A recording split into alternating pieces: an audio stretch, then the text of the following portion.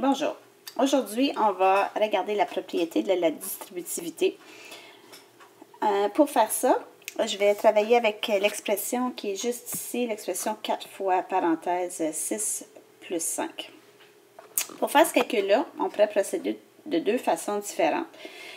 On pourrait, j'ai représenté ça ici avec des jetons, on pourrait faire 4 fois 11. Ici, on a notre 6. Ici, 5. On veut multiplier 4 par le résultat de 6 plus 5 qui est ici. Donc, on pourrait faire 4 fois 11. Ici, il y en a 6 plus 5. Donc, 4 fois 11 qui donnerait notre 44. On pourrait procéder d'une autre façon. On pourrait dire, ben moi, je vais compter ceux-là en premier, juste ceux-là. Donc, ça, c'est 4 fois 6.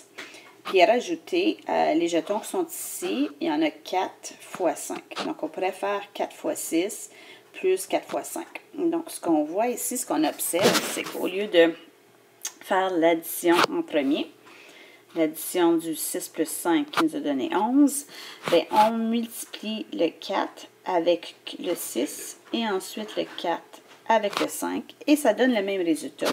On peut essayer 4 fois 11 qui donne 44.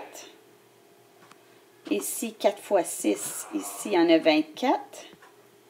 4 fois 5 qui donne 20. 24 plus 20 qui donne notre 44. Maintenant, on va faire un autre exemple semblable, mais sans les jetons cette fois-ci. Supposons qu'on veuille calculer le résultat de 10 fois la somme de 3 plus 5. Donc, pour calculer ça, au lieu de suivre pleinement, c'est de faire l'addition qui est juste ici dans la parenthèse, on pourrait prendre le 10 et le multiplier avec chacun des nombres, ici, chacun des termes dans la parenthèse. Donc, 10 fois 3 plus 10 fois 5. Donc, on a fait ce qu'on appelle une distributivité. On a distribué le 10 à chaque terme de l'addition ici, au 3 et ensuite au 5. Avant de distribuer, il y a un seul 10 en commun pour le 3 et le 5. Après avoir distribué, il y a chacun des termes a son 10. Le 3 est multiplié par 10 et le 5 est multiplié par 10. Maintenant, vous vous demandez peut-être à quoi ça peut servir tout ça. La distributivité peut servir en calcul mental. Par exemple, supposons que tu veuilles calculer le résultat de 52 fois 11. On pourrait décomposer et dire ça c'est 52 fois 10 plus 1. Puis là, ensuite, multiplier le 52 avec chacun des termes ici dans la parenthèse. Donc, 52 fois 10, ça se calcule très, très facilement en calcul mental. Et 52 fois 1 aussi. Donc, 52 fois 10 qui donne 520. 52 fois 1 qui est 52. Et ensuite, additionner les deux sommes ensemble, 572. D'une autre façon, on peut utiliser ce qu'on appelle la mise en évidence pour faire ce qu'on appelle le processus inverse de la distributivité. Donc, on regarde ici, c'est exactement un petit peu comme qu'on a ici. On voit deux termes ici aussi, qui ont un facteur commun. Ils ont un 4 en commun, les deux termes. Ici, dans cette expression-ci, le 52 était en commun. Donc, on va faire le processus inverse.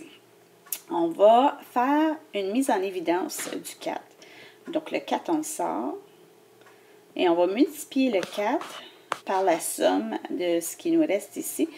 On avait 4 fois 47. Donc, on doit le multiplier par 47. Ensuite, ce qu'on voit ici, c'est un plus. Donc, on met la même chose dans notre parenthèse. Et dans le deuxième terme, on a un 4 fois 23. Donc, il nous manque 23 ici. On a fait le contraire de ce qu'on a fait tantôt. Donc, ça nous aiderait à calculer plus rapidement le résultat. Ça fait 4 fois, là, on suit pleinement, c'est 47 plus 23. Qui donne 70, 4 fois 70 qui donne 280.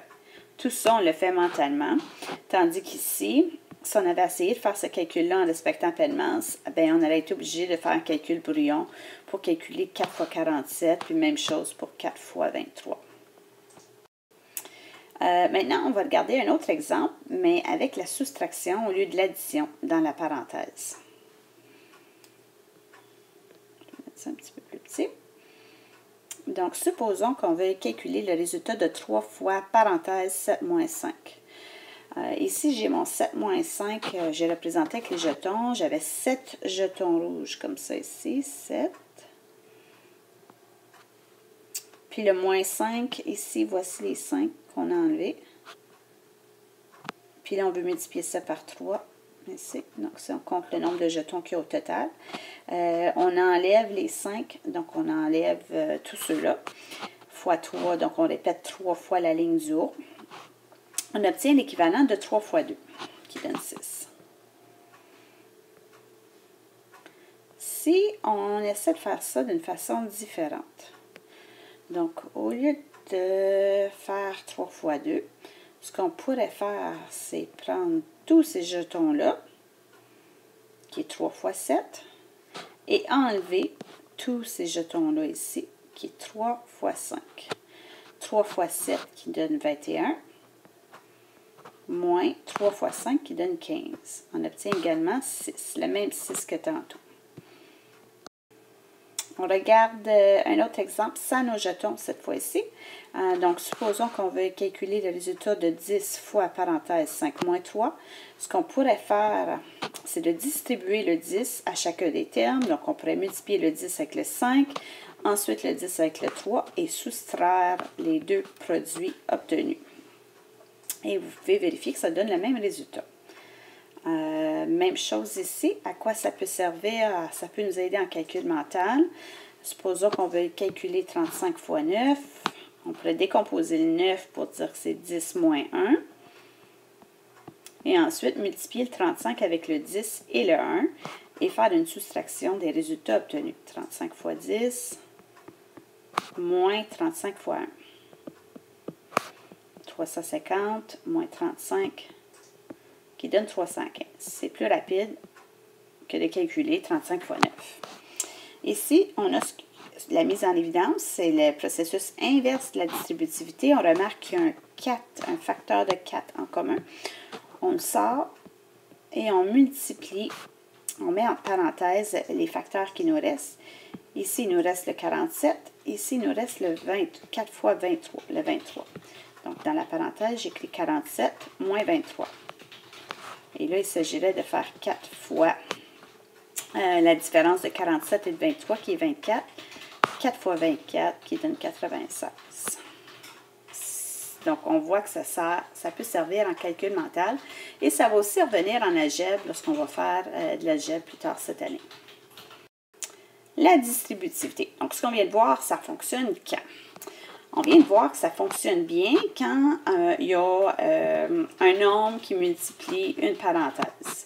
Et à ce moment-là, on a distribué le facteur devant la parenthèse par chaque terme dans la parenthèse. Donc, au lieu de faire 10 fois la somme de 3 plus 5, on va faire 10 fois 3 plus 10 fois 5. Même chose avec la soustraction, c'est la même chose qui se passe. Au lieu d'additionner les deux produits, on va les soustraire parce qu'il y avait une soustraction ici dans la parenthèse.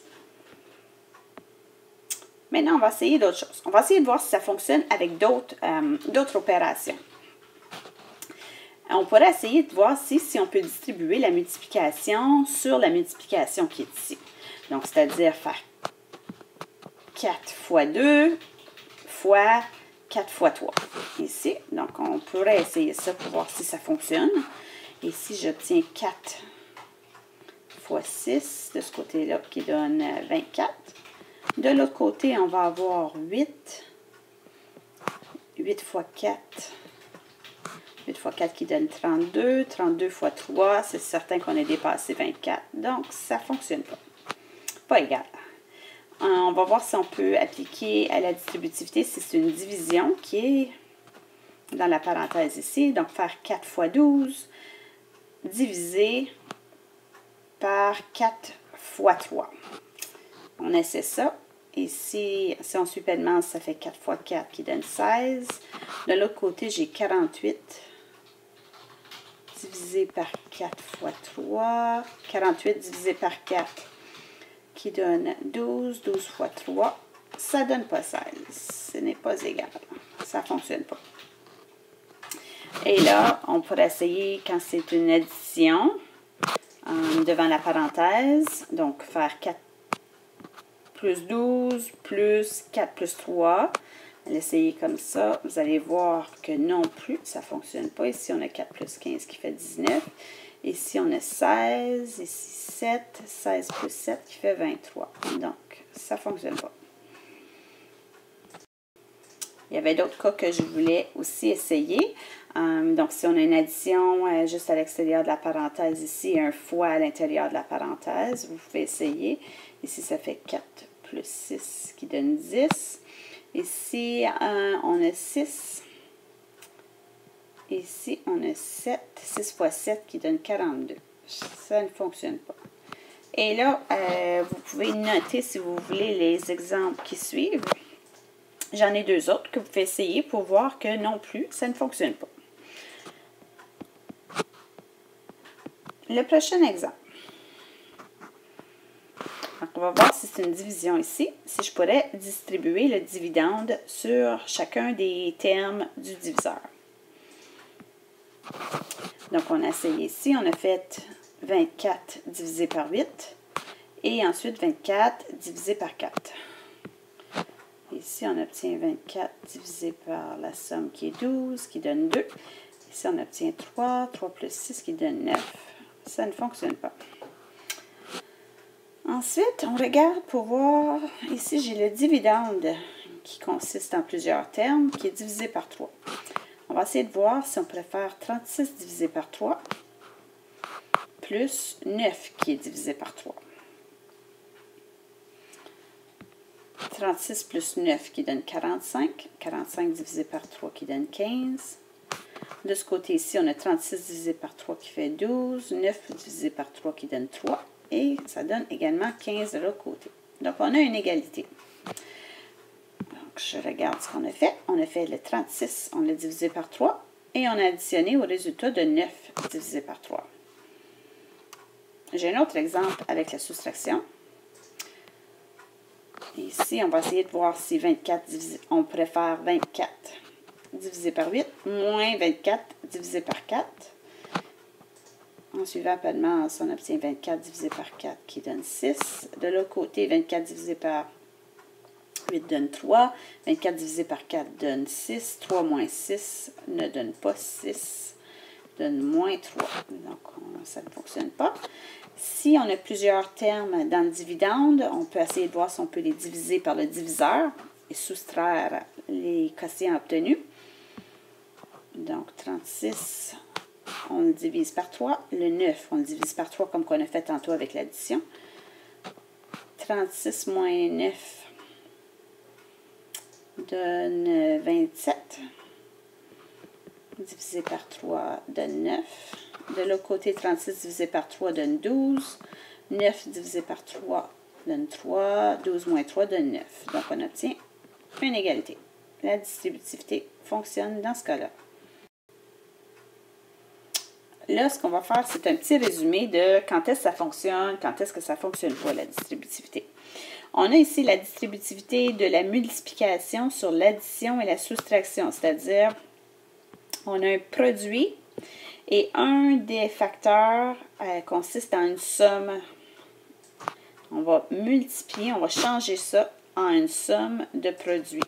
Donc, on va faire le 10 fois 3 et on va l'additionner au résultat de 10 fois 5. Ici, on a vu que ça donnait le même résultat. Même chose, on a une soustraction. Ici, on va avoir une soustraction. Ça va être une différence de produit qu'on va faire. On va faire le 10 fois 5 moins 10 fois 3. On a vu que ça fonctionnait aussi quand le dividende avait plusieurs termes. Là, à ce moment-là, on pouvait prendre chaque terme du dividende et le diviser par le diviseur. Et ça donnait le même résultat. Même chose si on avait une soustraction. Dans le dividende, on pouvait prendre le 50, le diviser par 10 et le 30, le diviser par 10 également. Et on obtenait le même résultat.